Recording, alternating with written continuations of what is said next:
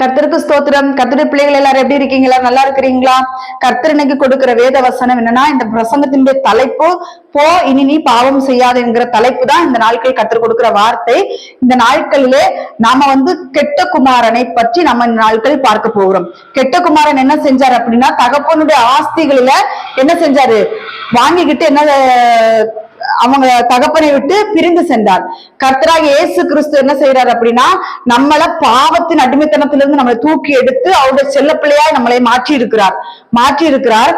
ஆனால் இப்ப உள்ள மனிதருடைய நிலைமைகள் என்ன அப்படின்னா, தன்னை பெற்றெடுத்த தன் தகப்பனை விட்டு தகப்பன் இருக்கிற ஆசீர்வாதத்தை எல்லாம் வாங்கிட்டு தகப்பனை விட்டு போகணும்னு தான் பாக்குறாங்க. இந்த நாட்கள் அநேகருடைய காரியங்கள்னா, இயேசு கிறிஸ்துவ ஏற்றுக்கொண்டாச்சு, எனக்கு அற்புதங்கள் நடக்கணும், அதிசயங்கள் நடக்கணும், எல்லாத்தையும் வாங்கிட்டு என்ன செய்யறாங்கன்னா ஏசப்பா விட்டு பின்னாடி போயிடுறாங்க. இதே மாதிரிதான் இந்த கெட்ட குமாரனுடைய கதை எப்படி இருக்குதுன்னா, தன் தகப்பனுடைய ஆஸ்திகள் எல்லாம் பெற்றுக்கொண்டுட்டு போறான் பாருங்களேன்.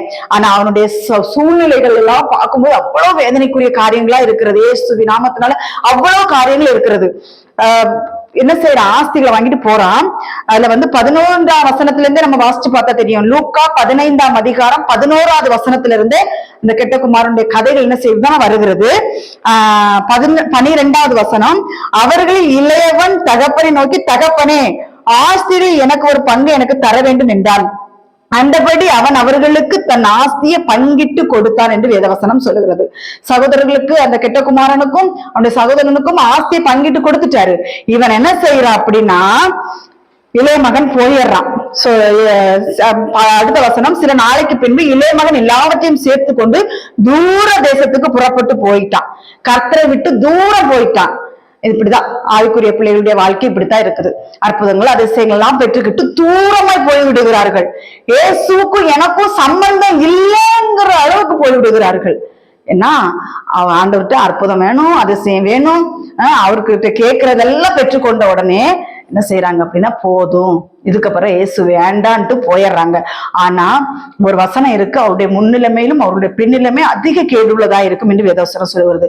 கெட்ட குமாரனுடைய கதையுமே அப்படிதான் ஆயிடுச்சு. கெட்ட குமாரன் ஆஸ்திகள் எல்லாம் வாங்கிட்டு போய் எங்க போறான் அப்படின்னா, 14வது வசனத்தை, எல்லாவற்றையும் அவன் செலவழித்த பின்பு அந்த தேசத்திலே கொடிய பஞ்சம் உண்டாயிற்று. அவன் எங்க போறான் பாருங்களேன்.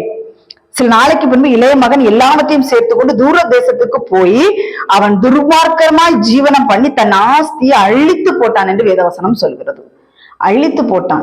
கர்த்தரோடு இருக்கும் பொழுது, அவரோடு ஒன்றித்து இருக்கும் பொழுது நமக்கு எல்லாமே நமக்கு நல்லதான் நடக்குங்க. ஆண்டவர் ஒருபோதும் தீமை செய்கிறவர் அல்ல. எப்போதும் நமக்கு நன்மை செய்யக்கூடிய தேவன் தான் அவரு, பரலோக தேவன் அவரு.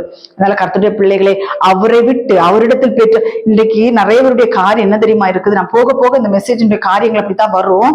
அநேகருடைய காரியங்கள் என்ன, தகப்பன் தாயிடத்திலிருந்து பெற்றுக்கொள்கிறதை பெற்றுக்கொண்டு தாய் தகப்பனை அனாதையாக விட்டு விடுகிறார்கள்.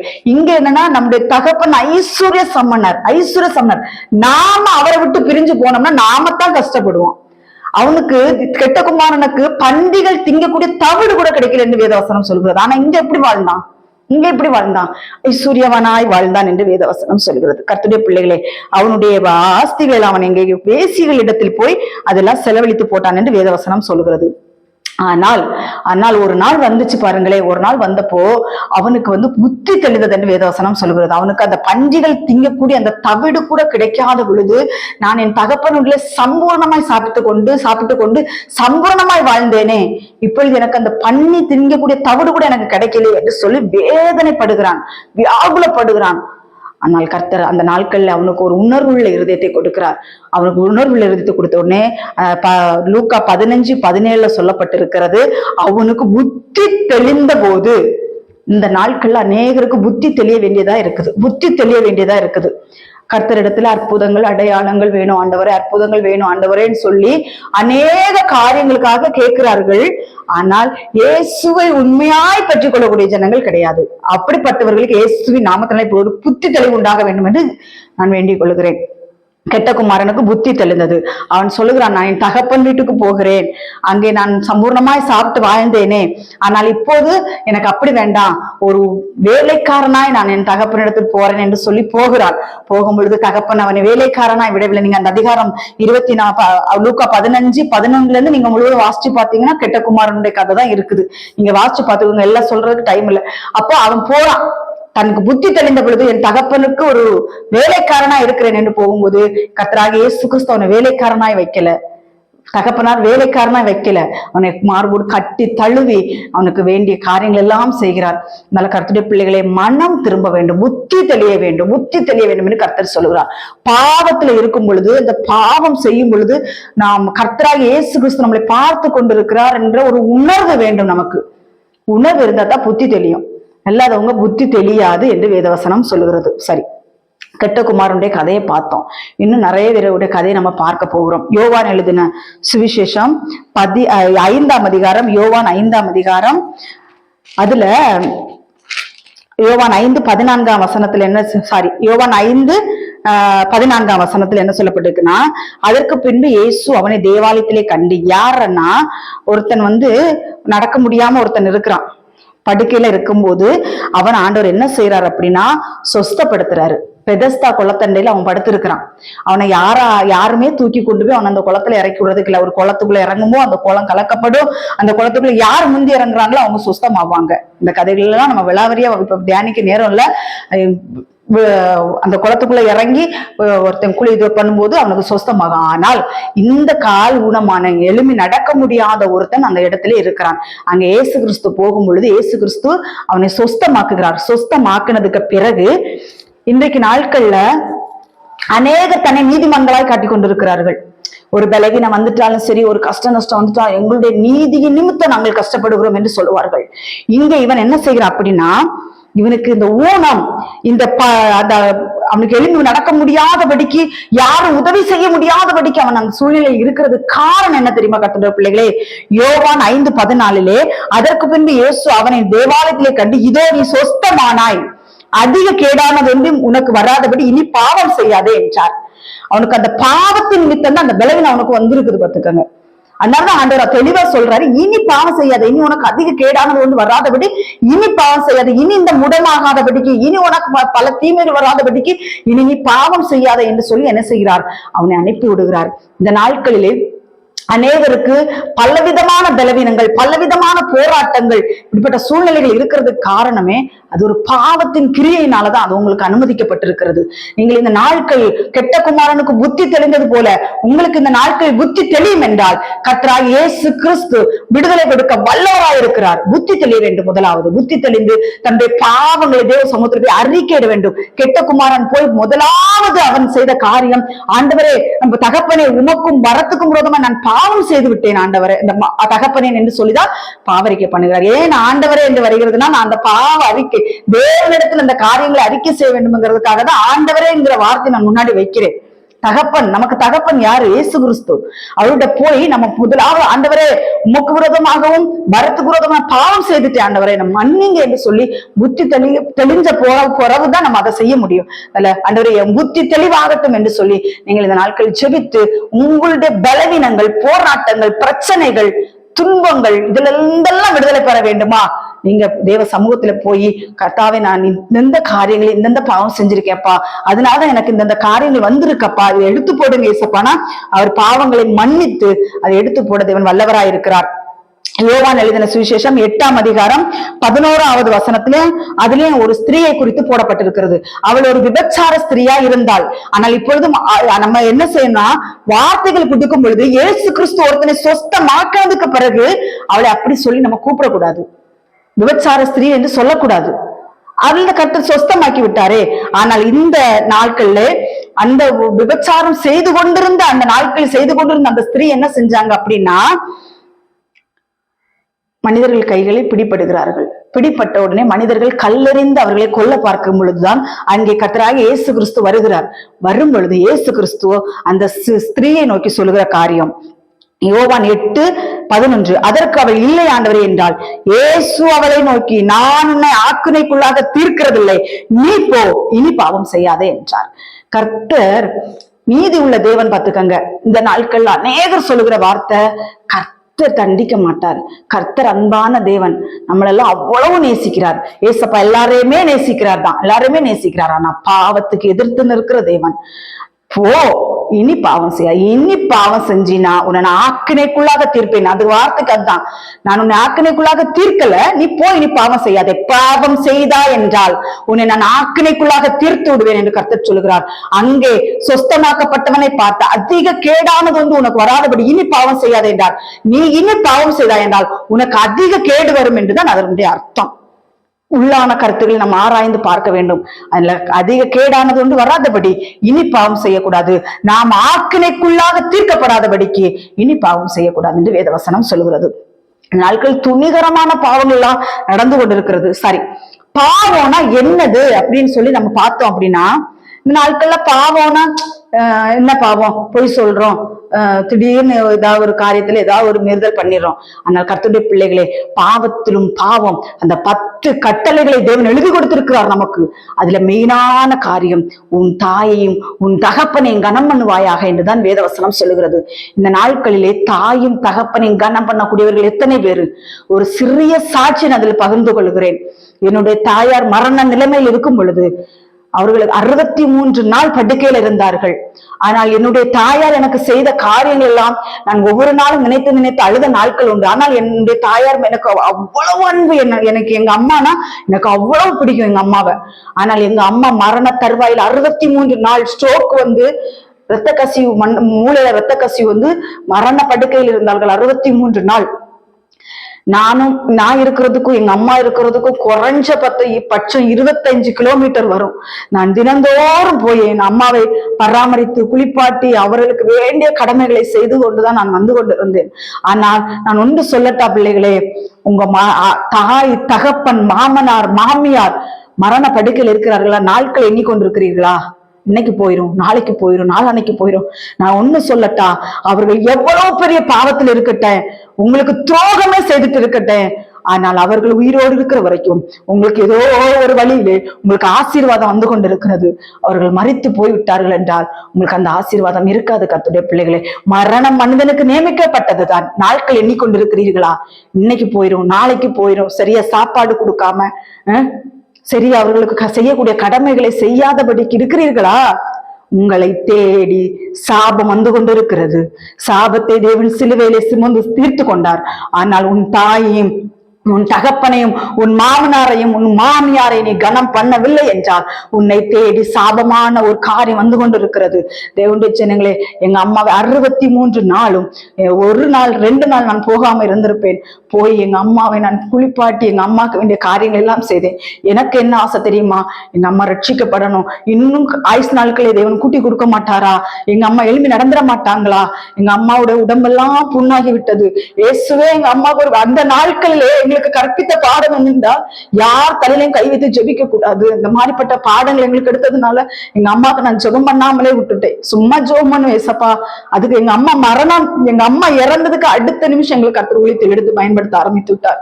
அந்த நாட்களில் எங்க அம்மா மரணத்துக்கு முன்னாடியே நாங்க ஊழியத்துக்கு போயிருப்போம் என்று சொன்னால் ஏதோ கர்த்தருடைய சித்தம் தான் நடந்திருக்கு. அதனால கர்த்தருடைய பிள்ளைகளை, உங்களால ஜெபிக்க முடியலையா? அவர்களுக்கு செய்ய வேண்டிய கடமைகளை செய்யுங்க. கொடுக்க வேண்டிய ஆகாரத்தை கொடுங்க. புறக்கணித்து விடாதீர்கள். எத்தனை பேருடைய வாழ்க்கை, எத்தனை பெற்றோர்கள், எத்தனை வயதானவர்கள் புழுப்பிடித்து சாகக்கூடிய சூழ்நிலைகள் இருக்கிறார்கள். நல்ல கர்த்தருடைய பிள்ளைகளை, அவர்களை பராமரிக்க வேண்டும். அவர்களுக்கு வேண்டிய ஆகாரத்தை அந்தந்த நேரத்தில் கொடுக்க வேண்டும். இல்லைன்னா சாபம்தான். சாபத்தை உங்கள் வீடுகளில் வரவழைத்துக் கொண்டிருக்கிறீர்கள். வரவழைத்து அம்மா தண்ணித்தா, அம்மா தண்ணித்தா, அம்மா சாப்பாடு தான் ஏங்க விட்டு கொண்டிருக்கிறீர்களா? சுத்தம் இல்லாம இருக்கிறீங்களா? தாய் தகப்பன்மார்கள் படுக்கையில இருக்கும் பொழுது தாய் தகப்பன்மார் மாமனார் மாமியாருக்கு செய்யக்கூடிய கடமைகளை செய்யாமல் இருக்கிறீர்களா? உங்களை பிடிக்குதோ இல்லையோ, உங்க பிள்ளைகளை இந்த சாபம் பிடித்துக் கொள்ளும். இது கர்த்தருடைய வார்த்தை. நான் இன்றைக்கு சொல்லுகிறேன், அவர்கள் அநியாயமே உங்களுக்கு செய்திருக்கட்டும், அவர்கள் ஏன் உங்களுக்கு சொத்து பத்து தராம இருக்கட்டும். எங்க அம்மா கூட எனக்கு சொத்து தராம தான் செத்து போச்சுது. எங்க அம்மா கூட எனக்கு சொத்து தராம தான் செத்து. அதுக்காக எங்க அம்மாவை நான் அனாதையை விட்டுற முடியுமா? விட முடியாது, விட முடியாது. என் கணவனுக்கும் அம்மா இருக்கிறாங்க. அவங்களுக்கு ஒரு காலத்துல அவங்களுக்கு ஏதாவது ஒரு பிரச்சனை நான் தான் பார்க்கணும். அந்த பொறுப்பை நாம் நம்முடைய அம்மா நம்முடைய அப்பாங்கிற ஒரு உரிமையை மாமனார் மாமியார் உள்ள கொண்டு வரணும். இந்த காலத்துல சொந்த தாய் தகப்பனே பார்க்காத பிள்ளைங்க இருக்கிறாங்க. எப்படி மாமனார் மாமியாரே பார்ப்பாங்க? எல்லாரையும் பார்க்க வேண்டும். நமக்கு தந்த 2 தகப்பன் 2 தாய் கண்டிப்பா கவனித்தாக வேண்டும். அவருடைய கடைசி நாட்கள் அவர்களை நம்ம கைவிட்டு விடவே கூடாது. முதியோர் இல்லத்துல கொண்டு சேர்த்து விடுகிறாங்க. இதெல்லாம் அநியாயத்திலும் பெரும் அநியாயம். இது நீங்க நினைப்பீங்க இந்த நாட்களில அது இன்னும் 4 நாளில செத்து போயிடும், அது இன்னும் 2 நாளில செத்து போயிடும், அதுக்கப்புறம் நம்ம ஜாலியா வாழலாம் நினைக்கிறியா? நாட்கள் எண்ணி கொண்டிருக்கிறியா? உனக்கும் உன் பிள்ளைகளுக்கு சாபத்தை சேர்த்து வைத்துக் கொண்டிருக்கிறியா? நீ பராமரிக்க வேண்டிய தாய் தகப்பன் மாமனார் மாமியாரை பராமரியுங்கள் இந்த நாட்களிலே. இது உங்களுக்கு பெரிய கவனிக்கவில்லை என்றால் உங்களுக்கு ஒரு பெரிய சாபத்தை உங்கள் தலைமையில் குவித்துக் கொண்டிருக்கிறீர்கள் என்று வேதவசனம் சொல்கிறது. அதனால இந்த நாட்கள் கர்த்தருடைய பிள்ளைகளே ரொம்ப கேர்ஃபுல்லா இருங்க. எங்க அம்மா 63வது நாள் எங்க அம்மா மரித்து போனார்கள். நான் சொன்ன ஒரே வார்த்தை, அவர் எல்லாரும் சொன்னார்கள், ஆமா அவளுடைய காலம் முடிஞ்சு செத்து போயிடுச்சா, அவ இப்படி படுத்து கிடக்குறா, எத்தனை நாள் பார்க்க முடியும்? என் ஜீவன் இருக்கிற வரைக்கும், எனக்கு கர்த்தர் பலன் தருகிற வரைக்கும் எங்க அம்மா தான் நான் பார்க்கத்தான் செஞ்சிருப்பேன். கர்த்தருடைய பிள்ளைகளை பார்க்கத்தான் செஞ்சிருப்பேன். அதனால நாட்கள் எண்ணி கொண்டு இருக்காதீங்க. இன்னைக்கு போயிரும், நாளைக்கு போயிரும், நாளானைக்கு போயிரும், நாட்கள் எண்ணி கொண்டு இருக்காதீங்க. அவங்க இருக்கிற வரைக்கும் உங்களுக்கு ஒரு ஆசீர்வாதம் தான். அவங்களை நீங்க பராமரிக்கிறதுக்கு உங்களுக்கு ஒரு ஆசீர்வாதத்தை தேவன் மழையை கட்டளையிட போகிறார், ஆசீர்வாத மழையை கட்டளைப்படுகிறார். ஆனா நீங்க பார்க்காத பட்சத்தில் சாபத்தை வருவித்துக் கொண்டிருக்கிறீர்கள் என்று கர்த்தர் இந்த நாட்களில் வார்த்தை கொடுக்கிறார். அதனால அதிக கேடானது ஒன்று வராதபடி இனி பாவம் செய்யாதே. நீ பாவம் செய்து கொண்டுதான் இருக்கிறாய். நீ பெற்றோரை கவனிக்கல, மாமனார் மாமியாரை நீ கவனிக்காம தான் இருக்கிற. இந்த நாட்கள் ஓடிப்போ, அவர்களுக்கு செய்ய வேண்டிய கடமைகளை செய். இல்லை என்றால் உனக்கு அதிக கேடு வருவித்துக் கொண்டிருக்கிறாய், நீ ஆக்கினைக்குள்ளாக நீ போய்கொண்டிருக்கிறாய் என்று வேதவசனம் சொல்லுகிறது. ஆமேன். யோவான் எழுதின சுவிசேஷம் 16ஆம் அதிகாரம் 8வது வசனம். அதுல ஒருவன் பரிசுத்த ஆவின் அபிஷேகம், இந்த நாட்கள்ல பரிசுத்த ஆவின் அபிஷேகம் பெறாமலே நான் பரிசுத்த அபிஷேகம் பெற்றுட்டேன், பரிசுத்த ஆவியை நான் பெற்றுட்டேன் என்று சொல்லி கூட்டங்கள் நிறைய இருக்குது. அது ஒரு பக்கம் இருக்கட்டு. ஆனால் பரிசுத்த ஆவியானவர் ஒருவனுக்குள் வருவார் என்றால் யோவான் 16:8 அங்கே நடக்கும். அந்த வார்த்தை அந்த மனிதனிடத்தில் பலிக்கும். என்ன வார்த்தை? அவர் பாவத்தை குறித்தும் நீதியை குறித்தும் நியாய தீர்ப்பை குறித்தும் உலகத்தை கண்டித்து உணர்த்துவார் என்று வேதவசனம் சொல்கிறது. பரிசுத்த ஆவியானவர் அவருக்கு வேலையே அதுதான். அல்லாத நீ அங்க 10 வீடு கட்டுவ, இங்க 10 கார் கட்டுவ, அதெல்லாம் அந்த வார்த்தை எல்லாம் சொல்ல மாட்டாரு. அவர் சொல்ற வார்த்தை பாவத்தை குறிச்சு முதலாவது நமக்கு உணர்த்துவார். நீதி நியாய தீர்ப்பு இதெல்லாம் குறிச்சுதான் நமக்கு போதிச்சுக்கிட்டே இருப்பாரு. பரிசுத்த ஆவியின் அபிஷேகம் பெற்றவங்களுக்கு கூட பல மாற்றங்கள் வரணும். கர்த்தருடைய பிள்ளைகளே முழுசாவே மாறிடுவாங்க. அதனால தேவனுடைய ஜனங்களே, இந்த நாட்களிலே எனக்கு ஒருத்தவங்களே தெரியும். அவங்க என்ன செஞ்சாங்க அப்படின்னா, தன்னுடைய தாய் மரண படுக்கையில் இருக்கும்போது தன்னுடைய சுகபோகமான வாழ்க்கைக்கு தன்னுடைய காரியங்களை கழித்து கொண்டிருந்தார்கள். தாய் மரண படுக்கையில் இருக்கிறார்கள் என்று அவர்களுக்கு தெரிந்த பொழுதிலும் தாயை போய் கவனிக்காத. ஏன் இந்த வார்த்தை சுத்தி இங்க வருதுன்னு எனக்கு தெரியல, யாரோ ஒரு ஆள் நீங்க இப்படி இருக்கிறீங்க. அதனால தயவு செஞ்சு சொல்றேன், இந்த வார்த்தை கேட்கிறவங்க உடனடியாக அதற்கு கீழ்ப்படிந்து விடுங்கள். இல்லைன்னா தேவனுடைய கோபாக்கனே வந்து கொண்டிருக்கிறது. தாயை கவனிக்கவில்லை. எத்தனையோ பிள்ளைங்க இருந்த போல அந்த தாய் அனாதையாய் செத்து போனார்கள். செத்து போனதுக்கு பிறகு அங்க போய் என்னெல்லாம பண்ணாங்க, அது ஒரு பக்கம் இருக்கட்டு.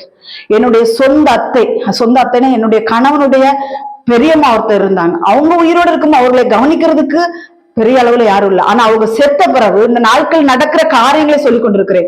செத்ததுக்கு பிறகு புது செருப்பு என்ன, புது புடவை என்ன, அது என்ன, இது என்ன, எக்கச்சக்கமான காசுகளை செலவழிக்கிறார்கள். என்னுடைய இருதயத்தில் ஓடின ஒரே காரியம், அவர்கள் உயிரோடு இருக்கும் பொழுது அவர்களுக்கு செய்ய வேண்டிய கடமைகளை செய்து அவர்களை பராமரித்திருக்கலாமே. செத்த பிறகு ஆவி போச்சு. அப்புறம் நீங்க அங்க என்ன செஞ்சாலும் அங்க தெரியாது. அந்த ஆத்மா அது போய் சேர வேண்டிய இடத்துல செஞ்சிருச்சு. நீங்க வெறும் சடலத்துக்கு, வெறும் மண்ணாய் போகிற அந்த சடலத்துக்கு போய் என்ன வேணாலும் செஞ்சு ஒன்றும் பிரயோஜனம் இல்லை. அதுல கர்த்தருடைய பிள்ளைகளை உயிரோடு இருக்கும் பொழுதே அவர்களுக்கு செய்ய வேண்டிய காரியங்களை நாம் செய்து முடிக்க வேண்டும். ஒருவனுக்குள் பரிசுத்த ஆவியானவர் இருந்தால் என்ன கோபதாபங்கள், என்ன கசப்புகள் இருந்தாலும் அதை தூக்கி எறிந்து விட்டு ஓடோடி போய் அவர்களுக்கு செய்ய வேண்டிய காரியத்தை செய்வான் செய்வான். ஒருவனுக்குள் பரிசுத்த ஆவியானவர் இல்லை என்றால் அவன் நிச்சயமாய் செய்ய மாட்டான். அவனுக்குள் பரிசுத்த ஆவியானவர் இல்லவே இல்லை. கர்த்தருடைய பிள்ளைகளே, ஒருவனுக்குள் ஆவியானவர் வந்தால் பாவத்தை குறித்தும் நீதியை குறித்தும் நியாய தீர்ப்பை குறித்தும் கண்டித்து உணர்த்தக்கூடிய தேவனாய் இருக்கிறார். ரொம்ப எச்சரிக்கையா இருந்து இந்த நாட்களில் மனம் திரும்புங்கள். இந்த நாட்கள்ல ஆவி மாமிசம் இந்த ரெண்டும் இருக்கு கர்த்தருடைய பிள்ளைகளே. இந்த ரெண்டும் நாம நினைக்கிற நல்ல காரியங்களை செய்ய விடாதபடிக்கு இந்த மாமிசம் என்ன செய்யுதுன்னா யுத்தம் செய்து கொண்டிருக்கிறது. நீ செய்வியா? செய்யக்கூடாது செய்யக்கூடாது என்று யுத்தம் செய்து கொண்டிருக்கிறது. நாம மாமிசத்தை போராடி ஜெயிக்க வேண்டும் என்று வேதவசனம் சொல்லுகிறது. நேற்று தனி ஜெபத்தில் நான் ஜெபம் பண்ணி கொண்டிருக்கும் போது கர்த்தர் ஒரு வெளிப்படுத்தலை கொடுத்தார். இரண்டு கத்திகள் போர் செய்து கொண்டிருக்கிறது. அப்பொழுது கர்த்தர் எனக்கு ஆவியான ஒரு உணர்த்தி கொடுத்தார். ஒன்று மாமிசம், இன்னொன்று ஆவி. மாமிசம் ஆவி குரோதமாக எப்பொழுதும் போராடி கொண்டிருக்கிறது. நாம என்ன செய்யணும் அப்படின்னா மாமிசத்துக்கு இடம் கொடுக்க கூடாது. இயேசுவின் நாமத்தினால ஆவியானவருக்கு இடம் கொடுக்கணும். ஒருவனுக்குள் ஆவியானவருக்கு வந்துட்டாருனாலே அவனை மறுரூபப்படுத்தி விடுவார் என்று வேதவசனம் சொல்லுகிறது. யோவான் 21 அதிகாரம் அதுல சீமோன் பேதுருவை பார்த்து கர்த்தர் ஒரு வார்த்தை கேட்கிறாரு. 15வது வசனம், யோவான் 21:15. நான் ஒரு பின்பகுதியை வாசிக்கிறேன். இவர்களும் அதிகமாய் நீ என்னிடத்தில் அன்பாயிருக்கிறாயா என்றார். நாட்கள் கர்த்தர் கேட்கக்கூடிய வார்த்தை அதுதாங்க. அவன் அதை செஞ்சான், அதனால நான் இதை செஞ்சேன். அவன் அப்படி பேசினான், அதனால நான் இப்படி பேசினேன். அவன் சினிமா பாட்டை பாடினான், அதனால நான் சினிமா பாட்டை பாடினேன். அவன் கெட்ட வார்த்தை பேசினான், அதனால நான் கெட்ட வார்த்தை பேசினேன். அவனே அவ்வளவு பெரிய ஊழியக்காரே, அவன் அவ்வளவு பெரிய பதவியில் இருக்கக்கூடியவை, அவனே செஞ்சா நான் செய்யக்கூடாதா? அவன் செய்வான். நீ என்னிடத்தில் அன்பா இருக்கிறாயா என்று கர்த்தர் கேட்கிறார்.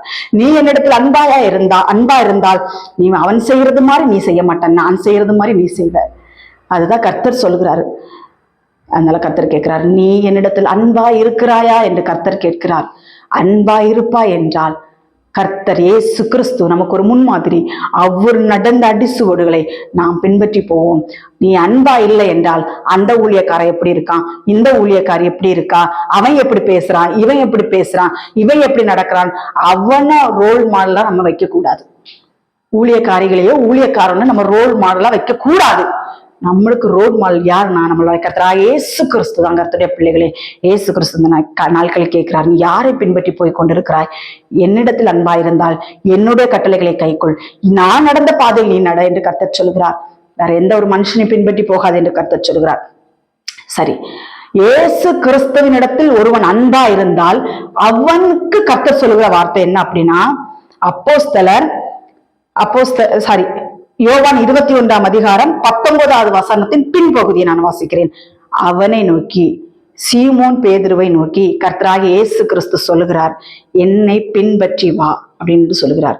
ஒருவன் அவரை பின்பற்றி போகணும்னா எதை தெரியுமா தூக்கணும்? ஒருவன் இயேசுவை பின்பற்றுகிறானா எதை தெரியுமா தூக்கணும்? அவருடைய சிலுவையை தூக்கணும். சிலுவையை தூக்கணுங்க, சும்மா எல்லாம் கிடையாது. சிலுவை தூக்குறதுனா எவ்வளவு பாடு தெரியுமா? ஏசப்பா சிலுவை சுமந்து கொண்டு தானே கிறிஸ்தமனை மலைக்கு போனாரு. கொல்கொதா மலைக்கு சிலுவை சுமந்து கொண்டு தானே போனாரு. அதே மாதிரி நீயும் என்னை நேசிப்பாய் என்றால் என்னை பின்பற்றி வா, அதோடு கூட சிலுவை எடுத்துக்கொண்டு என்னை பின்பற்றி வான்னு ஒரு வசனம் இருக்குது. ஒரு வசனம் இல்ல, நிறைய வசனங்கள் இருக்கு. சிலுவை எடுத்துக்கொண்டு அவரை பின்பற்ற வேண்டும். சிலுவை எடுக்கிறவன் தான் அவர் மேல் அன்பா இருக்கிறான். சுகபோகமாய் வாழ்கிறவன் சிலுவை எடுத்துக்கொண்டு அவரை பின்பற்றாதவன், அவரை நேசிக்காதவன். அதனால கர்த்தருடைய பிள்ளைகள், இந்த நாட்களில் கர்த்தர் கொடுக்கிற வார்த்தை, சிலுவை எடுத்துக்கொண்டு என்னை பின்பற்றி வா என்று வேத வசனம் சொல்கிறது. சரி, ஓகே.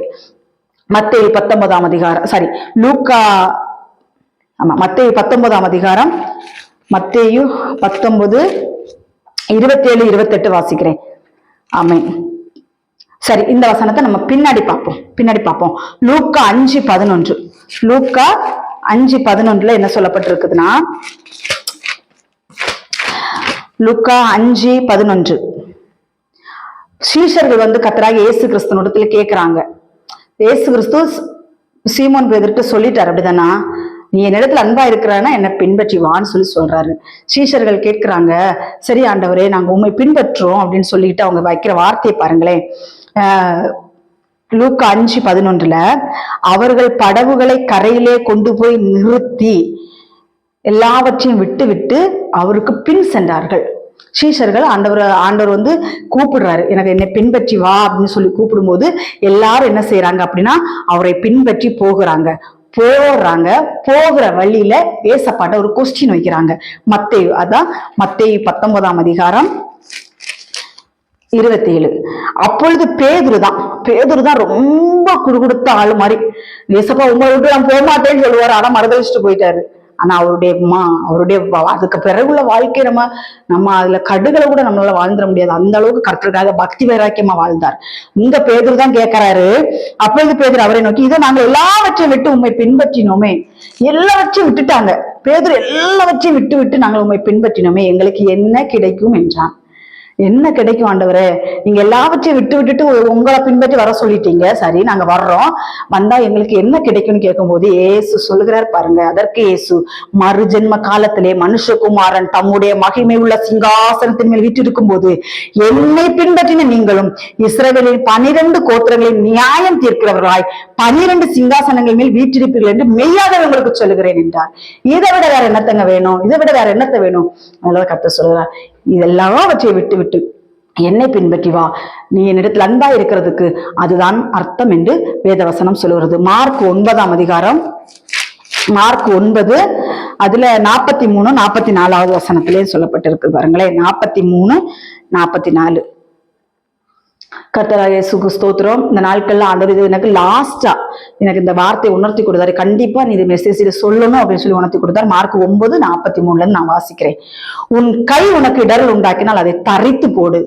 நீ 2 கையுடையவனா அவியாத அக்கினியுடைய நரகத்திலே போவதை பார்க்கலாம் ஊன நாய் ஜீவனுக்குள் பிரவேசிப்பது உனக்கு நலமா இருக்கும் என்று கர்த்தர் சொல்கிறார். உன்னுடைய கை உனக்கு இடரல் உண்டு. இந்த கையை கொண்டு நீ என்னென்ன பாவம் செய்கிறாயோ அந்த நாட்களில் கர்த்தர் சொல்கிறார், உன் கையை பரிசுத்தப்படுத்து என்று சொல்லுகிறார். அந்த நாட்கள்ல ஒரு வசன ஞாபகத்துக்கு வருது. சாராளு ஆபிரகாமும். அப்போ சாராள் மிகுந்த அளவுள்ளவள் என்று கண்டு ஆபிரகாம் என்ன செய்யறாரு, நீ என்ன சகோதரி என்று சொன்ன உடனே அமலேக்கர்கள் தான் நினைக்கிறேன், அமலேக்கர்கள் என்ன செய்யறாங்க அப்படின்னா சாராளை தூக்கிட்டு போறாங்க. தூக்கிட்டு சகோதரி தானேன்னு சொல்லிட்டு அவன் அவளோட கல்யாணம் பண்றதுக்கு தூக்கிட்டு போறான். தூக்கிட்டு போகும் பொழுது கர்த்தர் அங்க ஒரு எச்சரிப்பை கொடுக்கிறார். நீ அழைப்பித்த ஸ்திரீ நிமித்தம் நீ செத்தா என்று சொல்கிறார். நான் அந்த வசனத்தை அண்டர்லைன் பண்ணி வச்சிருக்கிறேன். நீ அழைப்பித்த அந்த ஸ்திரீ நிமித்தம் நீ செத்தாய் அப்படின்னு சொல்றாரு. அப்போ அவன் சொல்றான், நான் உத்தமமான இருதயத்தோடும் சுத்தமான கைகளோடும் கூட தான் ஆண்டவரே நான் இதை செய்தேன் என்று சொல்லும்போது ஆண்டவர் சுத்தமான கைகள் அந்த இடத்துல மென்ஷன் பண்ண மாட்டார். என்ன சொல்வார்னா, நீ உத்தம இருதயத்தோடு செய்தாய் என்று எனக்கு தெரியும், நீ பாவம் செய்யாதபடி உன்னை நான் தடுத்தேன் என்று ஆண்டவர் சொல்வாரு. ஆனா சுத்தமான கைகளோடு நீ இதை செய்தா என்று சொல்லக்கூடாது. ஏனென்றால் இன்னொருத்தனுடைய மனைவியை நாம் எடுத்துக்கொள்கிறது சுத்தமான கைகளோடு நம்ம அதை செய்ய மாட்டோம். ஆண்டவர் அந்த இடத்துல நீ சுத்தமான இருதயத்தோடு இதை செய்தா என்று தெரியும் என்று மட்டும்தான் சொல்வார். ஆனால் கைகளை அந்த இடத்துல மென்ஷன் பண்ண மாட்டார். அவன் சொல்லுவான், நான் உத்தமமான இருதயத்தோடும் சுத்தமான கைகளோடு ஆண்டவரை இதை செய்தேன் என்று அறிவீரே ஆண்டவரேன்னு சொல்லுவான். ஆனா ஆண்டவர் அந்த இந்த நாட்கள் கையை குறித்து கவனமா இருக்கணும். கர்த்தர் எந்த இடத்துல நம்ம கையை கொண்டு வைக்கிறோம், எதை செய்யறோங்கிறதுல லஞ்சம் வாங்குறது இந்த கையை கொண்டுதான் செய்யறோம். இந்த மாதிரிப்பட்ட அநேக காரியங்கள், இந்த கைகளை கொண்டு செய்யற காரியங்கள் அநேக காரியங்கள் உண்டு. அதனால கை உனக்கு இடர்கள் உண்டாக்கினால் அதை தறி தெரிந்து போடணும். எல்லாரும் கத்தி எடுத்து கையை வெட்டிடக்கூடாது. என்னன்னா கையை ஆண்டவர் இடத்துல ஒப்பு கொடுக்கணும். இந்த கையை நீங்க பிடித்துக் கொள்ளுங்க சப்பா, அப்பொழுது இந்த கையினால் நான் பாவம் செய்ய மாட்டேன் என்று என்ன செய்யணும், கையை ஆண்டவரத்துல ஒப்பு கொடுக்கணும். அதுக்கடுத்து காலை குறித்து போட்டிருக்கு, கண்ணை குறித்து போட்டிருக்கு. கால் துரிதமானவன் தப்பி நடக்கிறான். இந்த காலை வச்சுட்டு எங்கெங்க போய் என்னென்ன தப்பு செய்யணுமோ எல்லாமே செஞ்சு வச்சுக்கிட்டு ஒன்னும் அறியாத பிள்ளையா மூளை வீட்டுல வீட்டுல முக்கில உட்கார்ந்துருக்க கூடாது. இந்த காலை கொண்டு என்னென்ன தவறுகள் செய்தீர்கள் என்பதை தேவன் நாட்கள் அறிந்திருக்கிறார். நீங்க வேணா மறைக்கலாம், ஆனா ஆண்டவர் எல்லாத்தையும் அறிந்திருக்கிறார். அதே மாதிரி இந்த கண் என்னென்ன வேலை பார்த்திருக்குன்னு உங்களுக்கு தெரியும். அதுல கை, கால், கண் இதெல்லாம் நீங்க பத்திரமா பார்க்கலன்னா உங்களுடைய காரியம் என்ன அப்படின்னா, அங்கே புழு சாவாமலும் அக்னி அவியாமலும் இருக்கும் என்று வேதவசனம் சொல்கிறது. அதனால நீங்க துணிகரமான பாவங்களை விட்டு வெளியே வர வேண்டும். தாய் தகப்பனுக்கு கீழ்ப்படி, முதலாவது வார்த்தை தாய் தகப்பனுக்கு கீழ்ப்படிய வேண்டும். தாய் தகப்பனை கனம் பண்ண வேண்டும். சொத்தெல்லாம் புடுங்கிக்கிறது தாய் தகப்பனது. தாய் தகப்பனுக்கு உரிய எல்லா காரியத்தையும் புடுங்கிக்கிட்டு தாயின் தகப்பனையும் அனாதையாய் ரோடுகளில் விடுகிறது. எல்லாத்தையும் புடுங்கிக்கிட்டு பார்க்க கூட மாட்டாங்க. ஆணா இருக்கட்டும் பெண்ணா இருக்கட்டும், ஏன் இவ்வளவு பார்க்கணும் அப்படின்னு சொல்லிக்கிட்டு எத்தனை பேர் இந்த நாட்கள்ல அனாதையாய் மறித்து போகிறவர்கள், அனாதையாய் நாய் மாதிரி தெருக்கள் கிடக்கிற தாய் தகப்பன் பெற்றோர் மாமனார் மாமியார் எத்தனை பேர் இருக்கிறார்கள். கர்த்தர் சொல்லுகிறார், உங்களுக்கு சாபம் வேண்டுமா ஆசீர்வாதம் வேண்டுமா? ஆசீர்வாதம் வேண்டும் என்றால் அவர்களை கனம் பண்ணுங்கள், அவர்களுக்கு செய்ய வேண்டிய கடமைகளை செய்யுங்கள். இந்த நாட்கள்ல மாமனார் உயிரோடு இருந்து மாமியார் செத்திருப்பாங்க, மாமியார் உயிரோடு இருந்து மாமனார் செத்திருப்பாங்க. அவருடைய நிலைமைகள், இந்த மருமகள்கள் இருக்கிறார்களே, ஒரு வாய் சாப்பாடு கொடுக்க மாட்டாளுங்க. அதே போலதான் பெத்த பிள்ளைகள் தாய் இறந்து தகப்பன் உயிரோடு இருப்பாரு, தகப்பன் இறந்து தாய் உயிரோடு இருப்பாரு. ஒரு வாய் சாப்பாடு, எனக்கு ஒரு டீ வச்சுதான்னு கேட்டா கூட இந்த வச்சு கொடுக்க மாட்டாளுங்க. ஒரு வாய் சாப்பாடு கொடுனா, என் வீட்டுல சாப்பாடு எல்லாம் இல்லை, டீ எல்லாம் இப்ப அது வைக்க முடியாது. எவ்வளவு வேதனைக்குரிய காரியங்களுடைய பிள்ளைகளை ஒரு துணிமணி துவச்சு கொடுக்கறது கிடையாது. வயசான காலங்கள் துணிமணி துவச்சு கொடுத்து, அவங்க சாப்பிட்டா இவ்வளவு சோறு சாப்பிட போறாங்க, அந்த சோறை வச்சு கொடுத்து, ஒரு டம்ளர் காப்பி வச்சு கொடுத்து, அவர்களுக்கு வேண்டிய காரியங்கள் பணிவிடைகளை செய்து பாருங்களேன். அது உங்களுடைய தலைமுறை, உங்களுடைய பிள்ளைகளுக்கு அது ஒரு ஆசீர்வாதமாய் மாறும். இல்லைன்னா உங்கள் வரும் காலங்களில் அதான் ஒரு சொல்லுவாங்க, ஒரு தகப்பனார் செத்து போவாங்க. செத்து போகும் பொழுது அவர் படிக்கிற கடந்து சாகும் பொழுது அந்த தகப்பனாருக்கு என்று ஒரு பாத்திரம், அது ரொம்ப அழுக்கான ஒரு பாத்திரத்தை தகப்பனாருக்கு வச்சு சாப்பாடு கொடுத்திருப்பாங்க. தகப்பனார் செத்து போவாரு. ஆனால் அந்த வயசானவருடைய பேரன் ஒருத்தன் இருக்கிறான் இல்லையா, அவன் போய் அந்த தட்டை தூக்கி வச்சுக்குவான். அப்ப தகப்பனார் கேட்பாரு, ஏன்டா இந்த தட்டை தூக்கி வச்சிருக்கான்னு? உனக்கு இப்படி ஒரு நாள் வரும்ல, அதுக்குதான் இந்த தட்டு, உனக்கு இதுல சோறு தரணும்ல, அதுக்குதான் தட்டை தூக்கி வச்சிருக்கிறேன். எவ்வளவு பரிதாபமான நிலை பாருங்களேன். நீங்க செய்கிறத உங்க பிள்ளைகள் பார்த்து கொண்டே இருக்கார்கள். நீங்க எப்படி அவர்களை கவனிக்கிறீர்களோ அதே போல உங்களுக்கு ஒரு சூழ்நிலை வரும்போது உங்கள் பிள்ளைகள் உங்களை கவனிப்பார்கள். இதுல ரொம்ப கேர்ஃபுல்லா இருந்து மனம் திரும்புங்க. கர்த்தர் இந்த நாட்களில் எச்சரிப்பாய் சொல்லுகிற வார்த்தை, உன் தாயும் தகப்பனையும் கனம் பண்ணு. நமக்கு தாயும் தகப்பன் நம்மளை பெற்றவங்க மட்டும் கிடையாது, நம்மளுக்கு போன மாமனார் மாமியார் எல்லாருமே நமக்கு யாரு? அம்மா அப்பா தான். ரொம்ப கேர்ஃபுல்லா இருந்து இந்த நாட்கள்ல அவர்களுக்கு செய்ய வேண்டிய கடமைகளை செய்யுங்க. அதிக கேடானது ஒன்று வராதபடிக்கு பாவம் செய்யாதிருங்கள். உன் கண்ணோ உன் காலோ உன் கையோ உனக்கு இடர் உண்டாக்கினால் அதை தறி தெரிந்து போடு அப்படின்னா கர்த்தருடைய கரத்துல கூடு, அவரு பார்த்து கொள்வாரு. மற்ற காரியங்கள் எல்லாவற்றையும் கர்த்தர் பொறுப்பெடுத்துக் கொள்வார். அதனால உங்க மனசாட்சிட்ட கேட்டு பாருங்க, நான் செய்யறது சரியா ஆண்டவரே, நான் செய்யறது சரியா ஆண்டவரேன்னு கேட்டு பாருங்க. ஆண்டவர் சொல்லுவார், நீ செய்யறது சரியில்லை, முதலாவது ஓடிப்போ, செய்ய வேண்டிய கடமைகளை செய்ய இந்த கர்த்தர் சொல்லுகிறார். அதிக கீடானது வராதபடி பாவம் செய்யாதே, அதிக ஆக்கினை வராதபடிக்கு இனி பாவம் செய்யாதே, மனம் திரும்பு என்று கர்த்தர் சொல்லுகிறார். எல்லாவற்றையும் விட்டுவிட்டு உண்மை பின்பற்றினோமோ எனக்கு என்ன கிடைக்கும்னா, மறுஜென்ம நாட்களில் சிங்காசனத்தில் உட்கார்ந்து 12 கோத்திரங்களை நியாயம் தீர்ப்பீர்கள் என்று வேதவசனம் சொல்கிறது. கவனமா இருந்து எச்சரிப்பையா இருந்து கர்த்தரை பின்பற்றுங்க, மனிதர்களை பின்பற்றாதீங்க, எந்த மனுஷனையும் பின்பற்றாதீங்க. மனுஷன் மாம்சத்துல இருக்கக்கூடியவை. மனுஷன் எப்போதுமே இன்னைக்கு நல்லா இருந்த மாதிரி இருப்பான், நாளைக்கு பொத்துன்னு கீழே விழுந்து எத்தனை பேர் பொத்துன்னு இன்னைக்கு. அதான் ஆண்டவர் சொல்றாரு. ஒரு வசனத்தை நான் வாசிக்க மறந்துட்டேன். எபிரேயர் 12ஆம் அதிகாரம் 1வது வசனம். அதுல என்ன சொல்லப்பட்டிருக்குதுன்னா, எபிரேயர் 12:11 இந்த வசனத்தை நான் எடுத்து வச்சு வாசிக்காம விட்டுட்டேன். ஸ்தோத்திரம். ஆகையால் மேகம் போன்ற இத்தனை திரளான சாட்சிகள் நம்மை சூழ்ந்து கொண்டிருக்க, பாரமான யாவத்தையும் நம்மை சுற்றி நெருங்கி நிற்கிற பாவத்தை தள்ளிவிட்டு விசுவாசத்தை துவக்குகிறவரும் முடிக்கிறவருமா இருக்கிற இயேசுவை நோக்கி நமக்கு நியமித்திருக்கிற ஓட்டத்துல பொறுமையோடு ஓட வேண்டும் என்று கர்த்தர் சொல்லுகிறார். பொறுமையோடு ஓடிப்போ ஒரு பெரிய ஏணி வச்சிருக்கு பாருங்க, இல்லைன்னா ஒரு அடுக்குமாடி வீடுன்னா வச்சுக்கோங்களேன், கீழே ஃபர்ஸ்ட் மாடில இருந்து விழுந்தா கொஞ்சம் காயப்படும், மேல 10வது மாடில இருந்து கீழே விழுந்தா சல்லி எலும்பு கூட மிஞ்சாது. கர்த்தருடைய பிள்ளைகளே, இந்த நாட்களில் நிறைய பேரு சர்ன்னு போய் லிப்ட்ல போவாங்க, பாத்திருக்கீங்களா? படிக்கட்டுல ஏறி போறவங்க கொஞ்சம் தள்ளாடி கஷ்டப்பட்டு மேலே ஏறி போவான். லிப்ட்ல போறவங்க சர்ன்னு போய் அங்க நின்னுக்குவான். இந்த நாட்களில் லிப்ட்ல போறவங்க நிறைய பேர் இருக்கிறாங்க, படிக்கட்டுல ஏறி கஷ்டப்பட்டு ஏறி வர்றவங்க நிறைய பேர் இல்லை.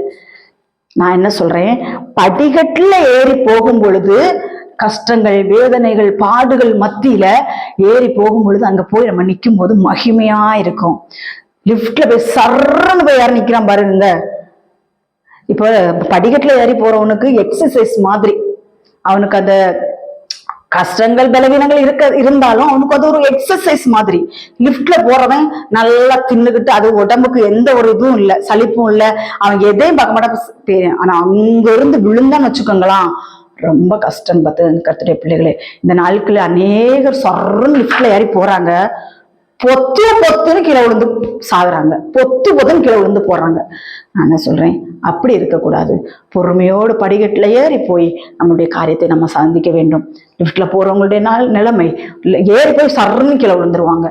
அப்படிப்பட்ட காரியங்கள் நம்மகிட்ட இருக்கக்கூடாது. பொறுமையோடு நம்முடைய ஓட்டத்தை ஓடணும். பாவம் இருக்கும், எல்லாம் இருக்கும், ஆனாலும் அந்த பாவத்தோடு ஏறி போயிடுவாங்க. ஆனா படிக்கட்டுல ஏறி வர்றவங்க என்ன செய்வாங்கன்னா, ஒவ்வொன்னா அறிக்கை பண்ணுவாங்க. ஒவ்வொரு படிக்கட்டு, ஒவ்வொரு படி ஸ்டெப்பு மேல வைக்க ஆண்டவரே என்கிட்ட இது இருக்கு, மாற்றும் ஆண்டவரே, இந்த பாவத்தை நான் செய்ய மாற்றுன்னு நித்திய ராஜ்யத்துக்குள்ள போயிடுவாங்க. இதுதான் கர்த்தர் இந்த நாட்கள் சொல்லுகிற வார்த்தை என்னவென்றால், நீ ஓடுகிற ஓட்டத்திலே கவனமாயிரு, உன் சிந்தை சிதறாதபடிக்கு கவனமாய் ஓடு, பொறுமையாய் ஓடு. கர்த்தர் உன்னோடு கூட இருந்து ஜெயத்தை பெற்று தருவார். நீ ஸ்பீடா ஓடி போய் பொத்துன்னு கீழே விழுந்து செத்துறாத. இதுதான் என்ன கர்த்தருடைய நாளில் வார்த்தை கொடுக்குற. இனிப்போ அதிக கேடானது ஒன்று வராதபடி இனி பாவம் செய்யாதே, உன்னை ஆக்கினைக்குள்ளாக நான் தீர்க்கிறதில்லை, இனி பாவம் செய்யாதே. கர்த்தருக்கு பிரியமானது நீ பாவம் செய்யக்கூடாது. கர்த்தருக்கு பிரியமானது ஏசி கார்ல நீ வரியா, ஏசி வீட்டுல இருக்கிறியா, இதெல்லாம் ஆண்டவர் பார்க்க மாட்டார். இயேசு விரும்புகிறது பரிசுத்தம். நீ பாவம் இல்லாம இருக்கிறதா இயேசு விரும்புறார். அதனால இந்த நாட்கள் கர்த்தர் செய்தி கொடுத்திருக்கிறார். இந்த செய்தி கண்டிப்பா நிறைவேறுக்கு தொற்றுக்கும் நான் விசுவாசிக்கிறேன். கர்த்தருடைய பிள்ளைகளே, கர்த்தர் தாம் இந்த வார்த்தைகளை ஆசீர்வதிப்பாராக. ஆமென். ஒரு சிறிய ஜெபம். பரலோகத்தில் இருக்கிற எங்கள் பிதாவே, நாங்கள் நன்றியோடு ஸ்தோத்திரிக்கிறோம், துதிக்கிறோம், மகிமைப்படுத்துகிறோம் தகப்பனே. இந்த நாட்கள் இந்த கொடுத்த வார்த்தையின்படி தகப்பனே, அதிக கேடானது ஒன்று வராதபடி எங்களுடைய வாழ்க்கை நாங்கள் பாவம் செய்யாதபடி எங்களை பரிசுத்தப்படுத்துங்கப்பா. நாங்கள் ஆக்கினைக்குள்ளாக தீர்த்துக்காதபடிக்கு எங்களை முற்றுமுடிய பரிசுத்தப்படுத்துங்க தகப்பனே. கெட்ட குமாரன் வழிதப்பி போனான் ஆண்டவரே, ஆனால் அவனுக்கு புத்தி தெளிந்த பொழுதோ தகப்பனத்தில் ஓடி வந்து தகப்பனை அரவணைத்து கொண்டது போல தகப்பனே, இந்த நாட்களில் ஏசப்பா உண்மை விட்டு தூரம் போயிருக்கிற பிள்ளைகள் ஆண்டவரை உண்மை நோக்கி ஓடுவார்களா இயேசு நாமத்தினால தகப்பனே. சோர்ந்து போய் உள்ளங்கள் உடைந்து போய் இருக்கிற பிள்ளைகள் ஆண்டவரை நோக்கி வரட்டும் ஏசப்பா. தாய் தகப்பனுக்கு கீழ்ப்படியாதபடி, தாய் தகப்பனை மதிக்காதபடி, வயதான காலத்தில் பராமரிக்காதபடிக்கு ஆண்டவர் முதிர்ந்த வயதுள்ளவர்களை ஆண்டவர் தள்ளிவிட்டு இருக்கிற பிள்ளைகள் ஆண்டவர் இந்த நாட்களில் மனம் திரும்புவார்களாக இயேசுவின் நாமத்தினால மனம் திரும்பி அவர்களை பராமரிக்கத்தக்க கிருபை கொடுப்பீராக தகப்பனே. அசால்ட்டு தனங்கள் ஆண்டவர் இதெல்லாம் இயேசு நாமத்துக்கு மாட்டு போடுங்க. உங்களுக்கு கீழ்ப்படியாக மாறட்டும் இயேசுவின் நாமத்தினால. ஒவ்வொரு பிள்ளைகள் இந்த நாட்களில் பரிசுத்தப்படுத்துமாறு ஜெபிக்கிறேன் ஆண்டவரை. பரிசுத்தப்படுத்தி ஆண்டவரை உங்களுடைய வருகை எப்ப இருக்குன்னு எனக்கு தெரியாதப்பா. உங்களுடைய வருகை எல்லாரும் எடுத்துக்கொள்ளப்பட கர்த்தர் கிருபை செய்யுங்க, ஆசீர்வதிங்க. தன்னுடைய குடும்பத்திலே சாபத்தை சேர்த்து வைக்காதபடிக்கு ஆண்டவரை ஆசீர்வாதத்தை சேர்த்து வைத்து கடந்து போக ஒவ்வொரு பிள்ளைகளுக்கு கர்த்தர் கிருபை பாராட்டுங்க, ஆசீர்வதிங்க. துதிகன மகிமையில அப்பாவுக்கே செலுத்துகிறேன். இயேசு கிறிஸ்து மூலம் ஜெபிக்கிறேன் ஜீவனுள்ள நல்ல பிதாவே. ஆமென், ஆமென். கர்த்தர் உங்கள் அனைவரையும் ஆசீர்வதிப்பாராக. ஆமென். ஸ்தோத்திரம்.